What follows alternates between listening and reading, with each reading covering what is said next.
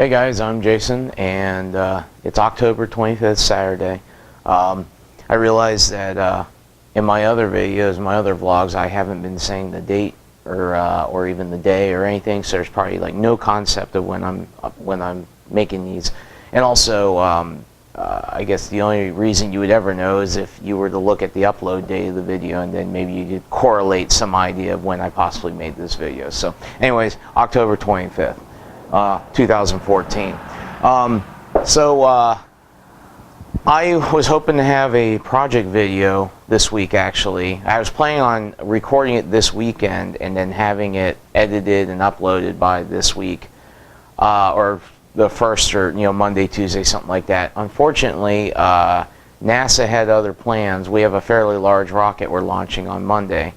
And I actually am recording this right before I'm going into work today on Saturday. I'm going in for about 10 hours, 11 hours. We've got a whole bunch of systems testing to do. So I won't be around hardly this weekend to do what I originally wanted to do, which was to work on a project video and try to keep my momentum going with a video. So unfortunately, that's just going to have to wait a week. If we launch this thing Monday, then my life will get back to normal for at least a little bit.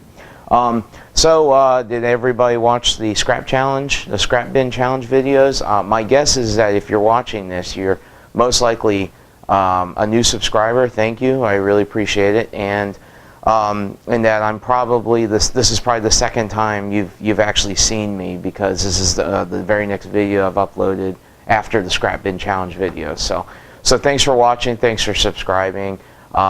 We had an enormous response to that project. There was about I think originally there was like 23 of us, but by the end of I think even by the end of that day, we had added probably another 4 or 5 people on.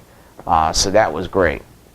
That was really great to see the additional activity. And really, it wasn't their fault. They most of the guys that did videos at the last minute weren't aware of it, and they were like, "Man, I really want to get in on this." And we said, do it. Get your video up there if you can. So it was really great to see the activity and the response from everybody. And obviously, all the new subscribers I have, I wasn't expecting quite a response. So thank you again. I think I went from like 50 or 60 subscribers to I think I'm just over like 350 now or something like that. So again, thank you.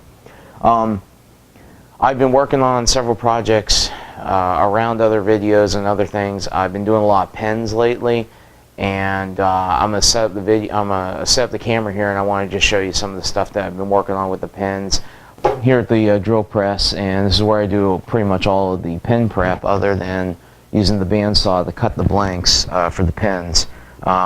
So right now I've got a whole bunch of pen blanks drilled, and I've got the brass inserts already glued in, and I'm getting ready to do the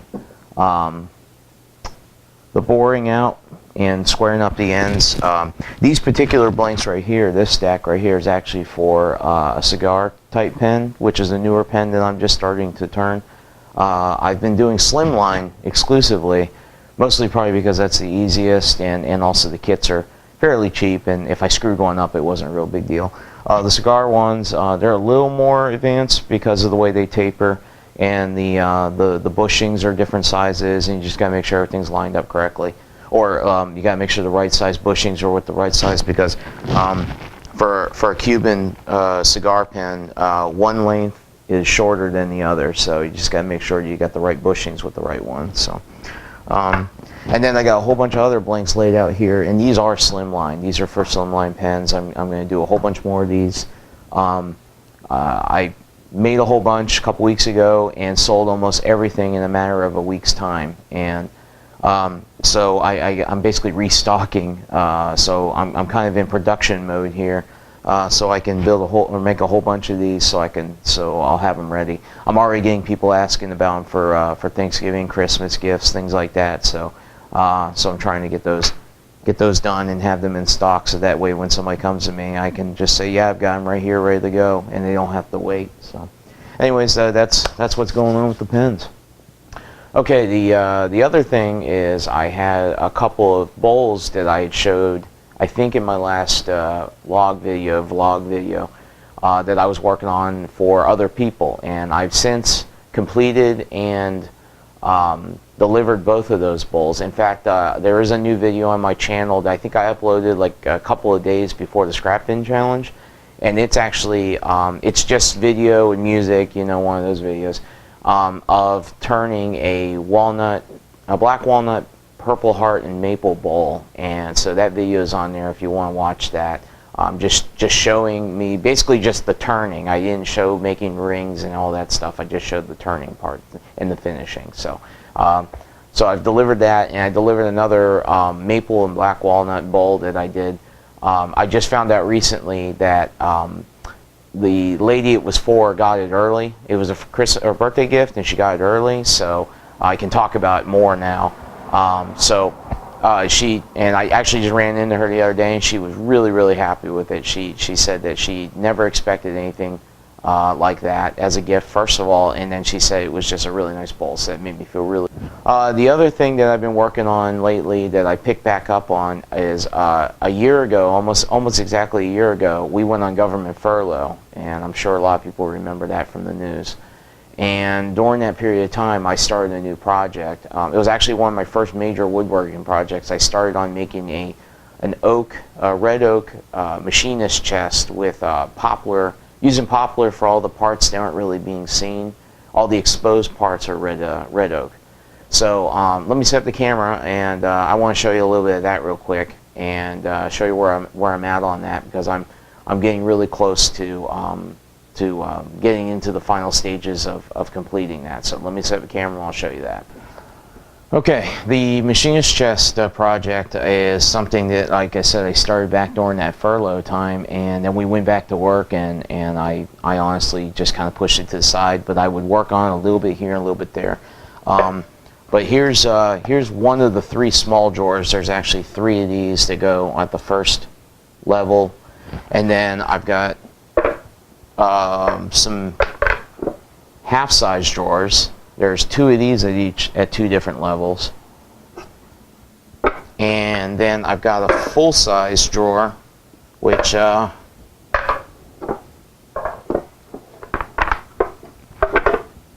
we go. That's the full size, and there's 2 of these. So there's 2 full-size, 4 half, and then 3 of the small. So that's kind of how it progresses.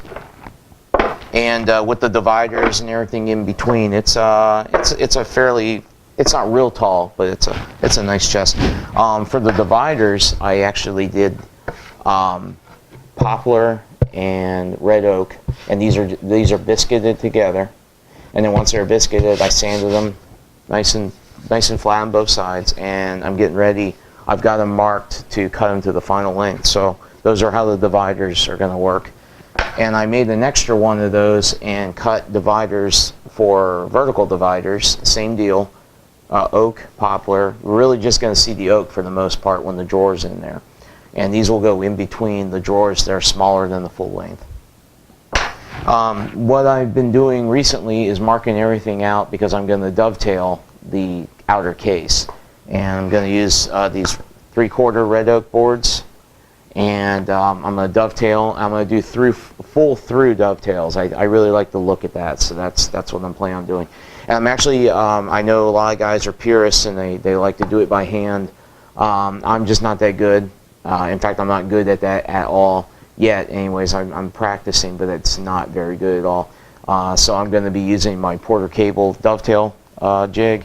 I know a lot of people say they have those and they never use them, and they would rather get rid of them. I've actually used mine, not a lot, but the times I have used it, I've had really good results with it. So the only thing is I just got to make sure it's set up correctly, or else the results will not be good. So I actually have some scrap board that I'm going to use, cut some extra joints, make sure it looks right, make sure the joints fit right, and then I'll do the final joining on these boards.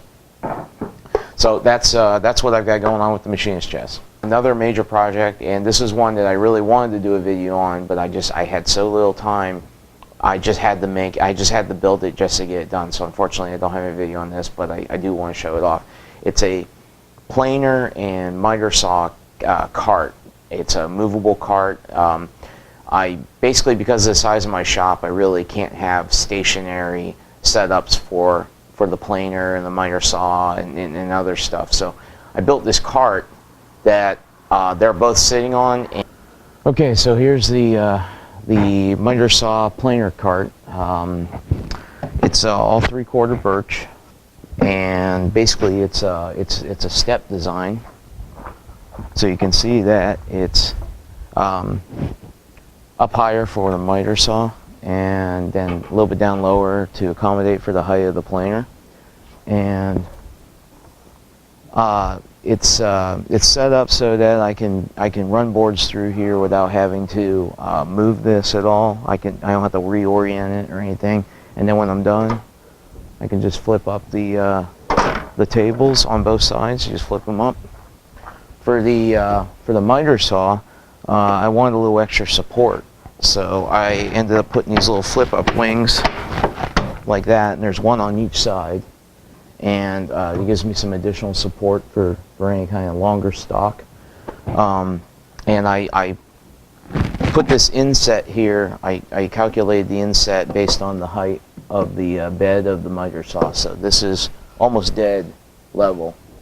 The wings are maybe just a touch lower, just maybe a 1/16 of that lower than the bed of the miter saw. So, and then I thought, why waste all this space underneath? So I've got a shelf here for storage, and then this cabinet area here goes all the way under, all the way to the other end. So that has full open storage under there. And right now I'm just storing my dovetailing jig and a couple other larger jigs or sleds under there. Eventually I'm going to put some cabinet doors on the front of this to keep the dust out. So, so anyways, that's the miter saw planer cart, and hopefully I'll be able to add some kind of concrete or something here in front of the garage, and I'll be able to roll it out really easily whenever I need it. So,